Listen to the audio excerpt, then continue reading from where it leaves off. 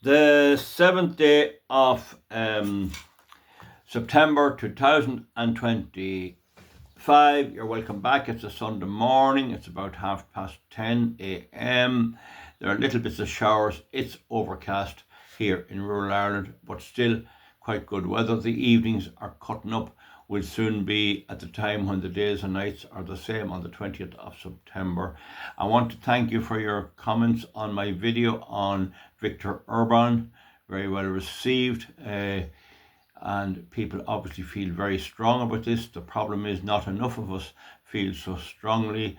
It was a draw between Ireland and Romania. Ireland were 2 goals down shortly into the start of it, but anyway they pulled back up. Anyway, the main thing is Mr. Orban came and had a good time, and I hope it goes back safely. Now, I think that Roderick O'Gorman made some statement given out about him, but I'm not lower myself to deal with that here and now. This video is about Europe is not at the races when it comes to economy, energy, etc. I want to refrain as best I can from giving my opinion here and give you as much facts as possible, and you can digest them as you wish. We're heading into the winter. I know from experience, once October comes in, you get that chill in the month, and you have a sort of a dampish chill in most of Europe, really, which you don't really get in parts of America and parts of Southern Europe, but that's life. We learn to live with it, and we have had our way of dealing with it. We had our electricity supply in Ireland, public electricity supply, working all right, a little bit expensive and union orientated, but still it was quite good. We had our imports of coal, oil and gas. Moneypoint Power Station was burning 5,000 tonnes of coal per day at its peak. And I have that from an engineer who worked in it, so I'm accurate in what I'm telling you. Now, so as we face into the winter, people say we're going to get a severe winter. I'm not a weather prophet, and I don't know whether we will or not. I can tell you that there will be cold. There will be cold, and there will be damp, and it will cause discomfort. Some people love the cold, but I even know people who love the cold, and they still have fires in their homes. But they're very few and far between, and God help any couple where one of the partners in the marriage loves the cold and the other likes to be warm. Well, I don't think that augurs very well for success. But anyway, we move on from this. Now, don't forget that before the Ukraine thing started at all, before 2014, Angela Merkel was determined, with the Greens' help, and she needed no much push to shut down the nuclear power stations, and there were 3 of them were finally shut down because of a paranoid concern over the Fukushima Japanese tsunami that flooded the nuclear power station there. 2 circumstances were totally different. The Greens had a grip, and they're shut down. Nuclear power gone out of Germany. GONE. First self-inflicted wound. Then the invasion of Crimea took place, and then as we rolled on, we had the COVID and all of that sort of stuff, and the prices that went a bit funny there, and then they eventually had to come out of that, because I think the people wouldn't have put up with it any longer, but they had to come out of that. So the next thing was Europe was supplied by Russia with a lot of its fuel. Russia has an awful lot of fuel, and the normal circumstances between Europe and Russia is good relations, sharing all their materials and all their knowledge, but that is too good to be true where the idiots are concerned. We're in a democracy where people elect idiots. I went for election last year. I got it all right, but I didn't win a seat. The 5 people who won seats are totally for everything that I'm giving out about here. They support it 100%. The Irish voters support them 100%. The same in Meath, the same in Longford. All of them vote for what Radio Television tells them. So this is more or less the same in Germany, and the same all over Europe and Britain. You just cannot change or wise up people through the ballot box. So far, it has never been done. Now, they were shouting then for years after Putin invaded the Ukraine. They were roaring and bawling, Putin's finished, oh, he's finished. he has cancer. Oh, he has this and that. That is baby type wishful thinking. Oh, there's a cross schoolmaster. Oh, he'll get sick. He won't get sick. Just because he's cross doesn't affect his health at all. Now, the Nord Stream pipeline was coming in, and they added another one to it about 8 or 9 years ago, and it was big pipes supplying the gas. And so the United States blew it up with the aid of Ukraine. Blew it up. Nice friends to have. Blew up Europe's supply of gas from Russia under the ocean. You know about that. So now Beijing and Russia had a big event. There was a big event in China celebrating the 80th anniversary of the Japanese defeat. They pushed them out, fair play, they pushed them out. You want to see the precision of the military parades. I mean, China is unbelievably particular about things like march pasts and all of that. It's there online if you want to see it. And Russia had a similar day on the 9th of May this year, celebrating the victory over Germany in the Second World War. So now you have the situation where Russia has signed the Power of Siberia deal. The Power of Siberia deal. There was one pipeline already running from Russia, partly through Mongolia, although we'll not go into it big time, but I know that in this particular second pipeline, it is running through Mongolia. And at the events in China last week, the president of Mongolia was present and was well received. So there seems to be good relations between China, Mongolia, and Putin. Seems to be good relations. Now, Modi, the Indian Prime Minister, was there, and as you know, the Americans are trying to stop them buying fuel from Russia, the crude oil, and the crude oil, some of it is being sold to Europe, and Europe is buying its crude oil from Europe is buying its refined oil, its diesel, from India, and that's a breach of the conditions. And Trump is trying to freeze out India for selling oil to Europe. So that's some mess. It's actually Europe that's buying the end product, at least a certain amount of it. You get the point. Prime Minister Modi's pay no heed. They're settling up their differences on the border between China and India. And as a result of that, the West is pushing the global South, as it were, together stronger than ever, right? So this Power of Siberia deal essentially means that the gas that Russia would normally be supplying to Europe through the Nord Stream pipeline and through landlines is actually going to China. Now, Europe is getting some fuel from Turkey, and the Eastern European states are getting some fuel from Turkey as well. And that's mostly sourced in Russia as well. So it's like it's like trying to hold a balloon under the water. When you push it down one place, it comes up some other place. Now, when the presidents of Russia, China, and Mongolia and Kim Jong-un, an arch dictator, was there, they were talking about living longer, living to 150. They were having a very convivial, as what you said, chat. No talk about Europe at all. They paid no heed to them at all. Now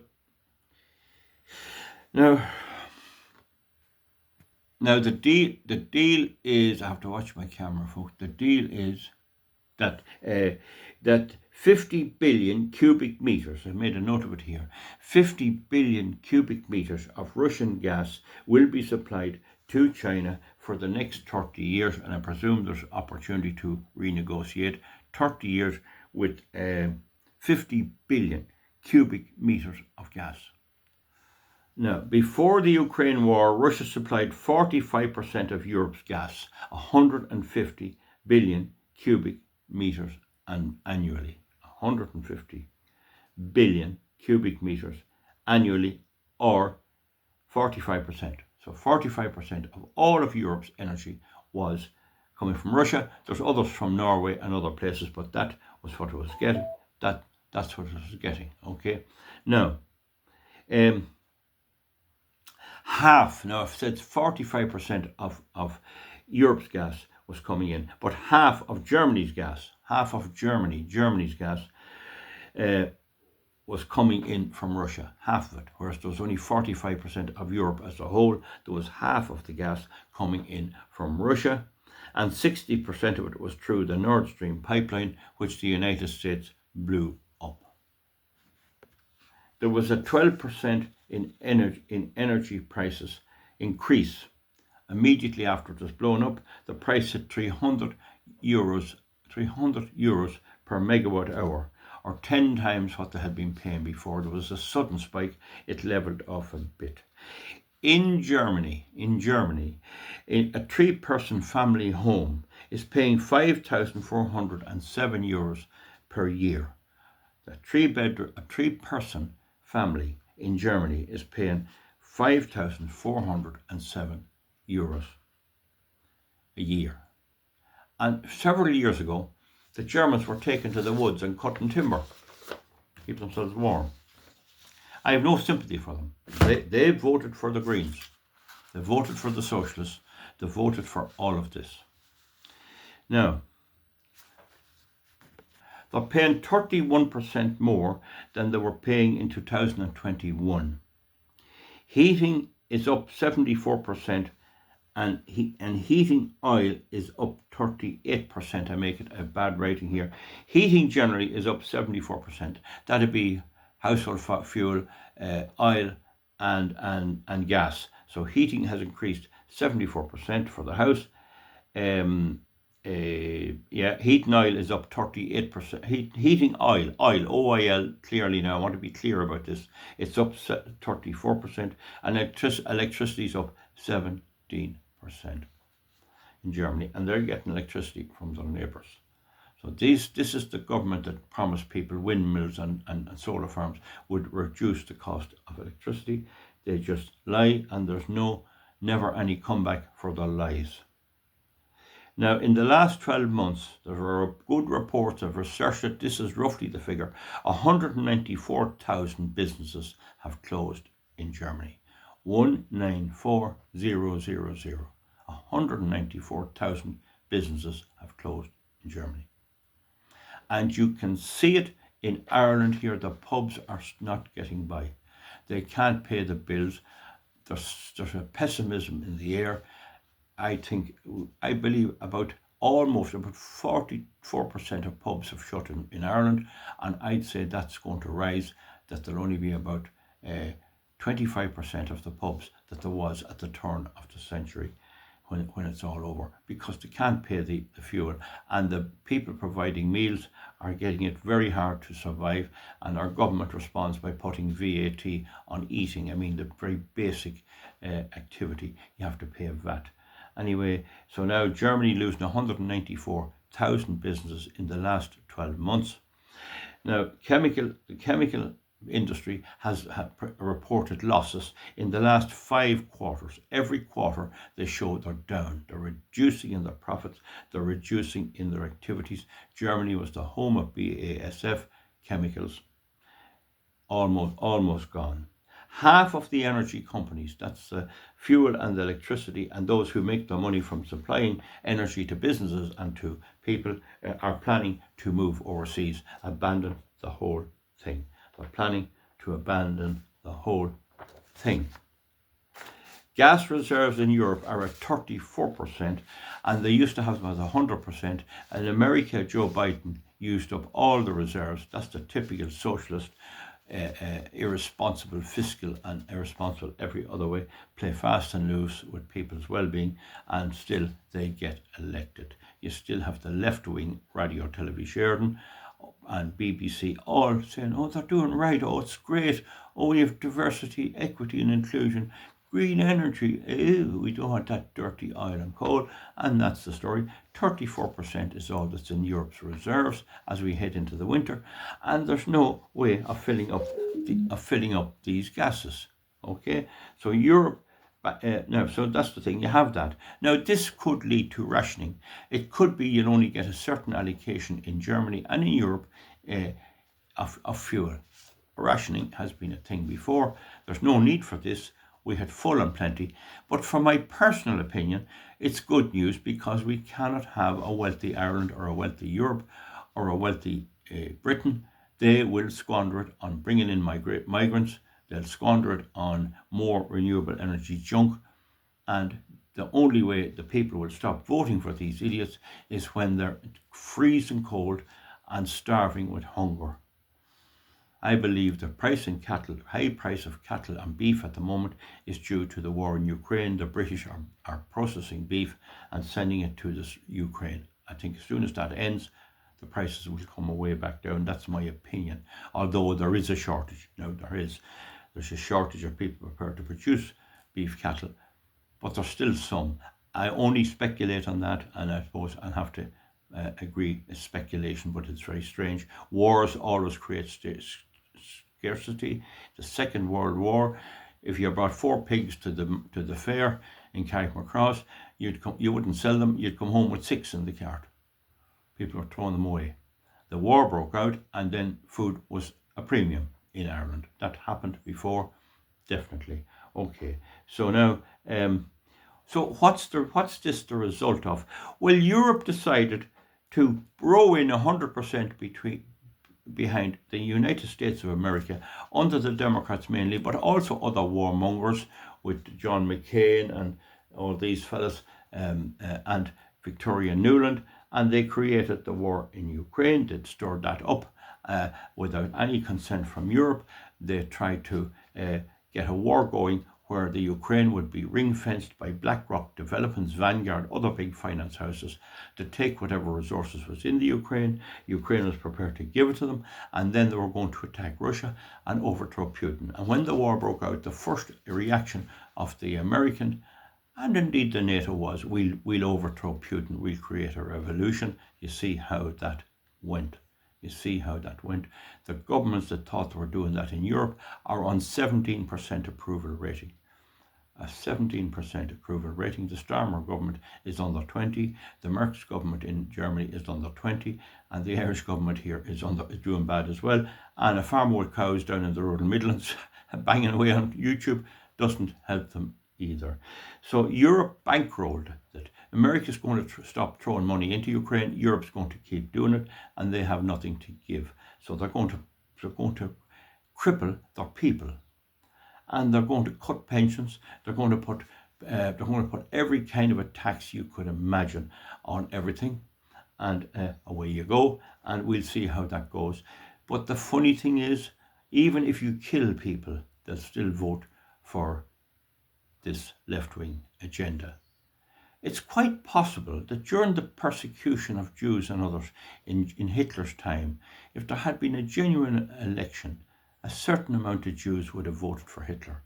This is one of the biggest quandaries I deal with in my head trying to figure, and I have to admit I'm not able to get my head around this. In Ireland, they'll vote the very same crowd back in again. Roderick O'Gorman and the Greens, they'll be looking for a rebound, although they got badly beaten in the last election. But still, you have parties like Labour, people before puberty, hanging in there. You'd think they wouldn't get a vote. There you are. So anyway, Europe bankrolled the USA's war. America's not going to put in much more money, and Europe has to keep the whole Ukraine going as Putin takes away the whole eastern part, and it looks like he's going to take away Odessa. I saw a report, and please don't hold me on it, that the level of desertions have shot up. Anyone in Ukraine or watching me here from Ukraine, will you get on to your people? Get the soldiers out. Run away. Run off. There's no point in staying there. Run away. Get away out of it. Run across into some other neighbouring country until the war is over. I don't think that'll be too long anyway. So that's what Europe decided to do. It's going to teach Russia a lesson. Now, so they're currently relying on energy shipped in, gas and oil shipped in from America. And many observers wonder where America's going to get all this. That the United States mainland, it's a big country, there's no gas or oil under most of it, is able to supply all of Europe with shipped gas. Imagine the price of that and the efficiency. I mean, we had the Europeans, we have them in Ireland and in Drax in England, importing wood, timber, from the southeast of the United States to burn in power stations here and calling that sustainable. I mean, these are the lies that are being told. So, somebody challenged me there to say that my electricity is 120 megawatt hour. I'll revisit that. A kilowatt hour, but that's what I got out of it anyway for my farm here, €1.20. I'll come back on that. And you're relying on shipping 3 times the price for American fuel now, and what will it be when they get going, when they get established? They can put it up to 5 times the price. 400,000 people in arrears of their electricity alone, and I won't deal with the gas. How is that going to be sustained in Ireland? I talk about in Ireland. Now, now Norway didn't join the EU. It stayed out, luckily enough. There was big efforts to get it into the EU. It has a special trade arrangement. It has plenty of oil, not so much coal as some, but there's a lot of oil in the North Sea.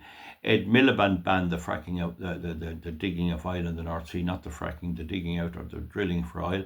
And Norway is pulling out the oil from under the North Sea beds, the British beds, and it's coming out and they're selling it to Britain. This is the ridiculous nature of Ed Miliband. I don't think he was shifted in the recent reshuffle there. So anyway, it's the only major supplier for Britain and Ireland, and it seems to be working already. We seem to be getting fuel all right. I don't know how long that will last. While this Starmer government lasts, there's a moratorium or a block on exploration of the North Sea, so that's not going to go ahead. And don't forget the Green Party under Eamon Ryan and the Irish government under Fianna Fáil and Fine Gael all collectively banned drilling off the Kerry coast. If we had to go ahead now, we could be well on with the exploration of the southwest oil reserves and trying to get them for Ireland. But the people of Dublin decided they were going to vote Green. Now they have their Green. We'll see how they get on. Right, folks, I hope I've given you a good resume. Isn't that some mess? Isn't that some mess? Where is Europe's money going to come from? Where are the farm subsidies going to come from? Where are all the grants for solar and all this? Where are they going to get it? Riddle me that and comment underneath. Please comment logically. Please note that I make an unbelievably strong effort to make everything I say here easy for you to understand. And if I think I fudged it a bit, I go back again so that you know what I'm saying. I gathered that way of working from reading reports and reading books where they tell you 90%, but not the wee bit you want to know, the critical bit. I don't do that. What a crowd of idiots. And what a crowd of idiots support them in the ballot box. You couldn't make it up. As to say, there could be gnashing of teeth yet. What's going to happen if we get a real cold winter in Germany, in Poland, and snow and frost in Ireland? What's going to happen? The sale of diesel generators is gone through the roof. Anyone who had a major supply line for diesel generators is doing very, very well, and some of them are not that good quality, but people do not trust their electricity system anymore. And if I were advising people in Europe and in Germany, do get a diesel generator, because if you have a store of diesel in a tank, well, you have something there when the crunch comes. And then, of course, there'll be neighbours dying beside you, and they'll want a line as well. Don't expect me to figure out the logistics of all that. That's not a bad video, 23 minutes. I'll hardly do any more today. But anyway, I'm glad I got one out today, folks. We'll see you back soon. Thank you for your new subscribers there. And do like and if you can encourage a few more subscribers. It's good to see the channel doing fairly well. Bye, and thank you very much.